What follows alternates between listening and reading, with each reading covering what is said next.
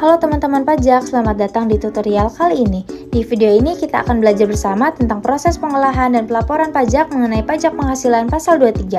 Pajak penghasilan PPh pasal 23 adalah pajak yang dipotong atas penghasilan yang berasal dari modal, penyerahan jasa, atau penyelenggaraan kegiatan selain yang telah dipotong PPh pasal 21. Pajak ini biasanya dikenakan saat terjadi transaksi antara pihak yang memberikan penghasilan atau pembayar dan pihak yang menerima penghasilan atau penerima. PPh 23 atas sewa dikenakan sebesar 2% dari jumlah bruto atau di luar PPN untuk sewa harta seperti mobil, mesin, peralatan, tenda, selain tanah atau bangunan. Tarif naik menjadi 4% jika penerima penghasilan tidak memiliki NPWP. Pemotongan dilakukan oleh badan usaha atau instansi pemerintah saat pembayaran dan wajib disetor serta dilapor ke e-Bupot paling lambat tanggal 10 atau 20 bulan berikutnya. Pada tutorial kali ini, kita akan membahas proses pengolahan dan pelaporan PPh 23 atas sewa menggunakan Kortex DJP. Di langkah pertama ini, kita masuk ke halaman login Kortex DJP seperti yang terlihat di layar. Untuk login, kita isi ID pengguna menggunakan NIK atau NPWP, lalu masukkan kata sandi sesuai akun yang terdaftar.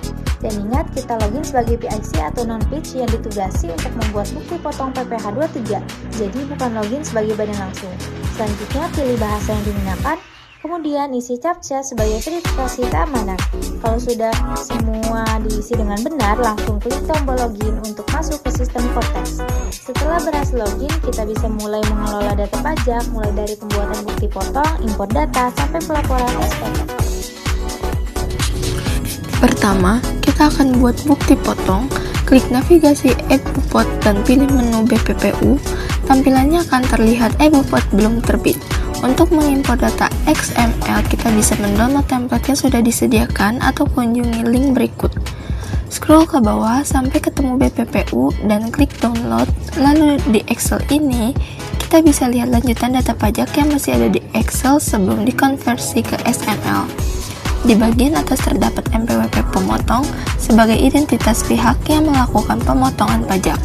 Pada tabel, terdapat beberapa kolom penting seperti masa dan tahun pajak sebagai periode pelaporan, NPWP dan ID penerima penghasilan sebagai identitas penerima, fasilitas, serta kode objek pajak yang menunjukkan jenis penghasilan. Selain itu, terdapat juga kolom DPP dan tarif yang digunakan dalam perhitungan pajak. Setiap jenis tarif sudah punya nilai masing-masing yang otomatis muncul sesuai dengan jenis penghasilan dan ketentuannya. Jadi, kita tinggal input datanya saja dan Excel akan membantu menentukan tarif yang sesuai. Selanjutnya, bagian ini kita melengkapi informasi lanjutan terkait transaksi yang sudah diinput sebelumnya, mulai dari jenis dokumen referensi yang biasanya diisi dengan commercial invoice sebagai bukti transaksi, lalu diikuti dengan nomor dokumen referensi dan tanggal dokumen yang harus sesuai dengan data sebenarnya. Selanjutnya ada ID TKU pemotong, yaitu identitas tempat kegiatan usaha dari pihak yang melakukan pemotongan pajak. Untuk kolom opsi pembayaran atau ID billing dan nomor SP2D bisa diisi jika memang ada, tapi kalau tidak tersedia biasanya cukup diisi NA saja. Kemudian, jangan lupa isi tanggal pemotongan karena ini penting untuk menentukan kapan pajak tersebut dipotong dan dilaporkan. Di bagian kanan juga terlihat nilai pajak yang dihasilkan dari perhitungan DPP dan tarif sebelumnya beserta kode akun pajak atau KAP yang menunjukkan jenis setoran pajaknya. Intinya, bagian ini berfungsi untuk melengkapi detail administrasi dan memastikan semua data pendukung sudah sesuai, supaya nanti saat dikonversi ke XML dan dilaporkan, tidak ada data yang kurang atau error. Di bagian ini, kita melihat sheet referensi atau petunjuk pengisian yang berfungsi sebagai panduan agar tidak terjadi kesalahan saat mengisi data di sheet sebelumnya. Di sini dijelaskan hubungan antara kolom di Excel dengan kolom di XML, sehingga kita tahu setiap data yang diinput akan masuk ke bagian mana di sistem. Selain itu, terdapat kolom petunjuk pengisian dan contoh pengisian yang membantu kita memahami cara mengisi tiap kolom dengan benar. mulai dari NPWP, kode objek pajak, hingga tanggal. Hal ini penting untuk menghindari kesalahan format atau data yang tidak sesuai. Intinya, sheet ini menjadi acuan pengisian data selama praktikum, supaya hasil input lebih rapi, benar, dan bisa diproses ke XML tanpa kendala. Selanjutnya, kita masuk ke sheet ref yang berisi daftar referensi penting seperti kode objek pajak, nama objek pajak, tarif, hingga kode fasilitas.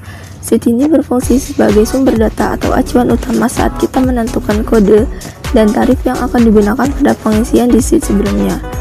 Jadi, kalau kita bingung memilih kode objek pajak atau tarif yang sesuai, kita bisa cek langsung di sini.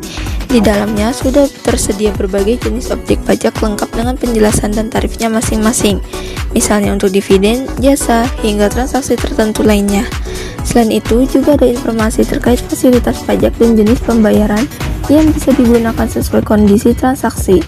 Dengan adanya referensi ini, kita bisa memastikan bahwa data yang diinput sudah sesuai dengan ketentuan perpajakan yang berlaku. Singkatnya, sheet ini berperan sebagai panduan teknis yang membantu kita memilih kode dan tarif secara tepat, sehingga mengurangi risiko kesalahan input dan membuat proses pelaporan menjadi lebih akurat dan sesuai aturan.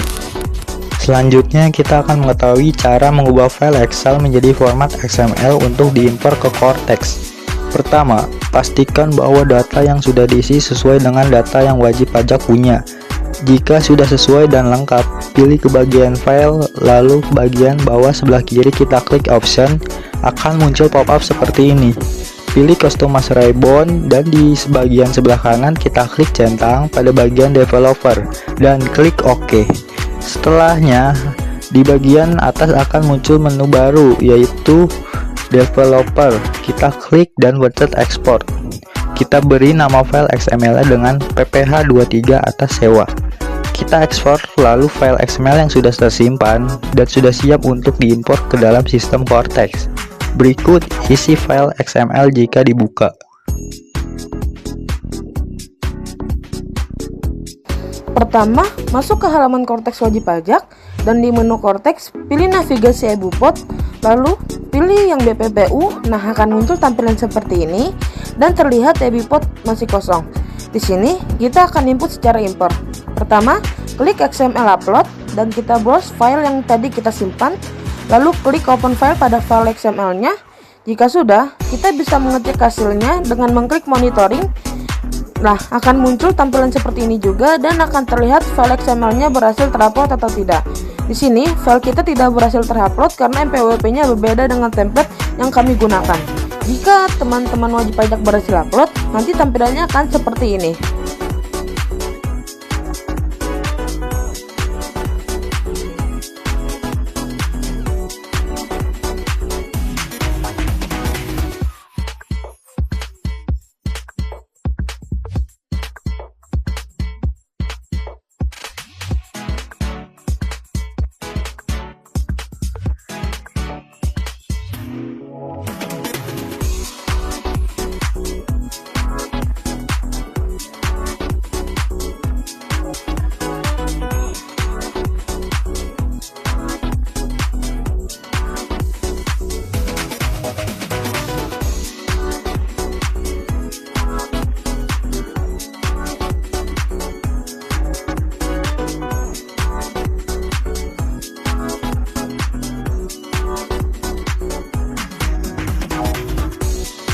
Sekarang kita akan melakukan pelaporan PPh 23. Klik SPT atau surat pemberitahuan SPT, klik buat konsep SPT, pilih PPh unifikasi, klik lanjut, pilih periode tahun pajak, klik lanjut, pilih model SPT normal, kemudian klik buat konsep SPT. Dan akan terlihat konsep SPT yang sudah dibuat. Klik ikon pensil untuk melihat. Akan muncul form seperti ini. Di atas akan terisi otomatis yang merupakan identitas wajib pajak badan yang melakukan pelaporan.